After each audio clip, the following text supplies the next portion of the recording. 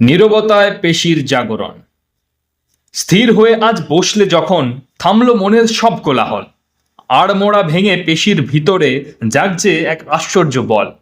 চুপচাপ এই বসে থাকার মাঝে শিরায় শিরায় টান লাগে, অব্যবহৃত প্রতিটি তন্তু যেন নতুন কোনো মন্ত্রে জাগে। রক্তের স্রোতে ঢেউ উঠেছে, অথচ বাইরে শান্ত কায়া। পেশির খাঁচায় জীবন যেন খেলছে এক মায়া। লোহার মতন শক্ত বাঁধুনি গড়ে ওঠে তিল তিল করে, এক অজানা উত্তাপ আজিকা ছড়িয়ে পড়েছে ঘরে। হাড়ের কাঠামোয় শক্তির খেলা, অথচ নেই কোনো শব্দ। নিজের কাছেই নিজের শরীর আজ হতে চায় চরম জব্দ।